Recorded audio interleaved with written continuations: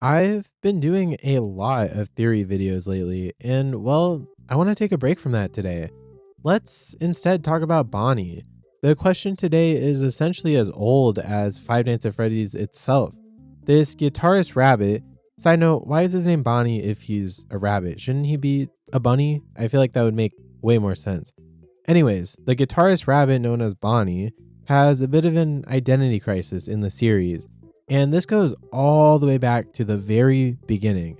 Before we begin, consider liking the video and subscribing to the channel. I'll even give you a free Springlock suit of your own. I'm sure nothing could go wrong there. Anyways, intro time.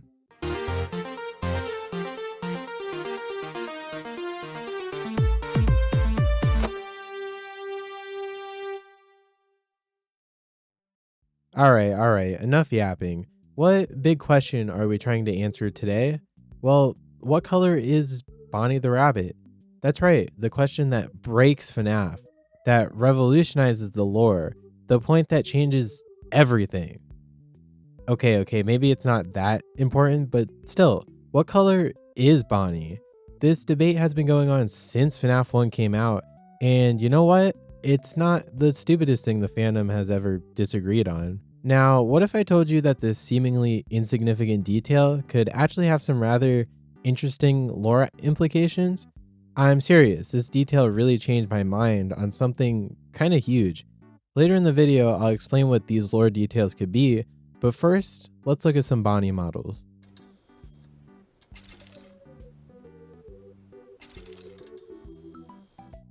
These are all the depictions of the silly rabbit I could scout from across the series.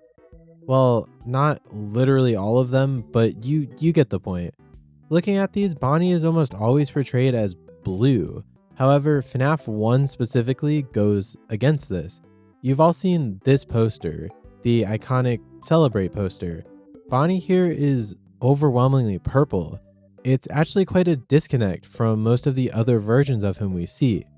The camera views, however, show Bonnie almost as a different color entirely. Of course, this is just the lighting, or lack thereof, that's causing him to look different. Still though, why is there such a disconnect between all these different shots? It's not like the pizzeria has a bunch of multicolored LED lights in it, specifically wherever Bonnie is, although that would be kind of funny. Notice how none of the other animatronics have this problem of being color shifting animatronics? It just doesn't really make any sense. Looking at something else, the merch, it's not much help to us either. The merch is also just all over the place with Bonnie's color. Not that FNAF merch is ever super accurate, look at these things, but I mean, come on. This YouTube's figure is definitely blue, but put it next to how Bonnie is portrayed in FNAF 1, it just doesn't line up. Funko's plush is way more purple, and lines up far better with how he looks in the game. All the merch is like this, all inconsistent with each other and the character himself. I think that the merch is pretty much a dead end for this topic, so what's the answer here? Well, let's look at more recent depictions of the bluish purple rabbit before we come to a conclusion. This is Bonnie in the VR game Help Wanted. He is very clearly blue here. There's no doubt about that. This is him in 5 Laps at Freddy's. Again, very blue. So it appears that for the most part, more recent views of him have him mostly blue. This is supported by Security Breach. All the depictions of original Bonnie in this game are in the style of Freddy and Friends. Because of this, they are all more purple than blue. This would make sense since the show is an older one for Fazbear. Could this mean that Bonnie was originally purple, but Fazbear Entertainment changed him over time? Well, actually maybe. Later I'll talk about that, but let's look at the facts. Depictions of FNAF 1 Bonnie tend to lean more purple than blue. This is obviously not 100%, but a lot of them are. The original game, Freddy and Friends, Bonnie Bowl, Into the Pit, the Silver Eyes cover, all of these sources show him as more purple. I think that FNAF 1 Bonnie is fully meant to be purple. Some merch even shows this, so I fully believe Scott's intention was for him to be purple originally. So why then is pretty much every single other version of the rabbit definitively blue? Except for Spring Bonnie, but that's not really Bonnie. That's not real Bonnie. Well, I think there's actually a few possible reasons for this. 4 of them to be exact. Let's go over them one by one.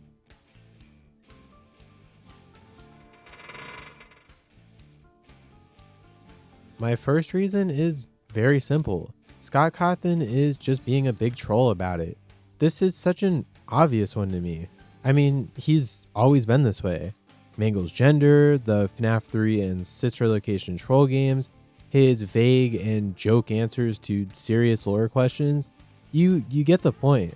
The creator of these games has always been a guy who jokes a lot. Bonnie floating in this render is basically explained to be canon. No, I'm not kidding. Look it up. So that's what we're working with. While a very real and possible answer, as well as being simple to our big question today, I don't think it's the most likely, nor is it very, well, satisfying. Let's move on to solution number 2. The lighting in FNAF 1 is actually just bad, and Bonnie has always been blue. The way the renders were done just makes him look purple. I could see this being the case. After all, FNAF was the first game like this that Scott made, so, there could have been some flaws. Again, though, I want something more. That's just not a satisfying answer. I want something that's more satisfying and possibly lore involved as to why Bonnie has shifted more blue over the past decade. For that, I think solution number 3 and 4 are promising candidates. Reason number 3 is this. Bonnie was in fact originally supposed to be purple, but after William Afton was introduced as Purple Guy in FNAF 2, Scott wanted purple to be reserved to the man behind the slaughter. This one could explain a lot about the problems here. This is Toy Bonnie, he's blue. This is Wither Bonnie, he's also blue. Nightmare Bonnie, Bon Bon, Rockstar Bonnie, Glamrock Bonnie, they're all blue. Every major Bonnie introduced after FNAF 1 is blue, and no, Jacko Bonnie or Neon Bonnie doesn't even count. Even the movie Bonnie is very blue. The purple guy was introduced in FNAF 2, and with Scott knowing how important this little clump of pixels would be, he wanted to make sure that he was distinct, hence why Bonnie would shift to blue in every major appearance in FNAF 2 onward. Also, remember that Afton had his own persona already, a yellow rabbit, and having a purple one still in the series could have possibly caused people to misinterpret Bonnie as being Spring Bonnie, since his coloring matched Afton.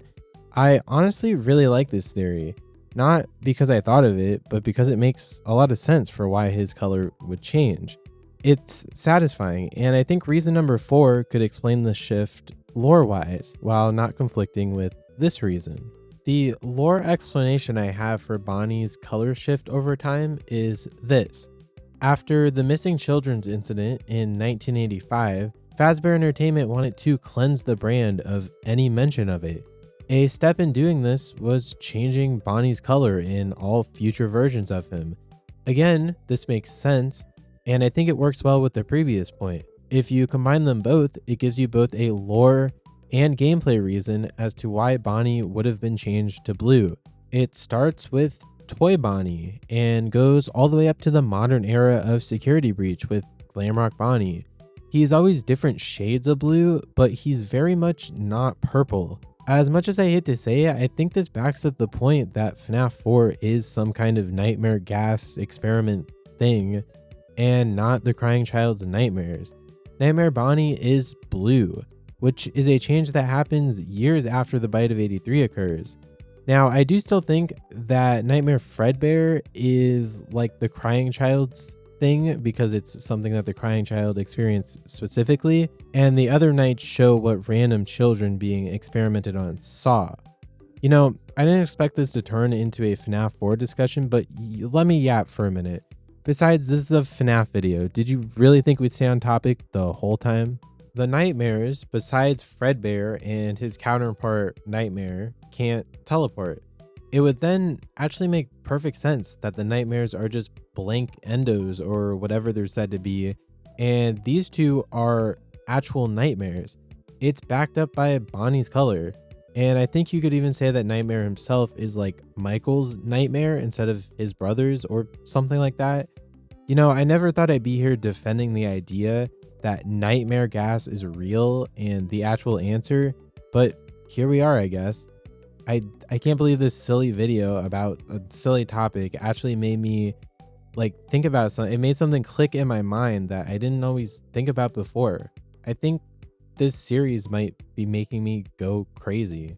Anyways, these two reasons make a lot of sense as to why Bonnie has shifted from this color, definitely purple, to all these different shades of blue. Maybe Fazbear Entertainment was even trying to figure out which shade of blue stuck the best and got the least amount of people questioning about the MCI. Note that the other animatronics, while not as major, also get their colors adjusted as time goes on, which supports this thought even more. Chica, for example, becomes a far brighter yellow instead of the dullness of FNAF 1 Chica. As always, I like to explore if there's any issues with my theories, and the main one that comes to mind here is the issue of Withered Bonnie. He's blue, but why would he be? If the MCI is in 1985 and FNAF 2 is in 1987, I just don't see a world where they make a new Bonnie after the MCI and he gets withered and is also possessed in FNAF 2 by 1987. Besides this though, I really think all the dots connect on this silly video turned into a theory.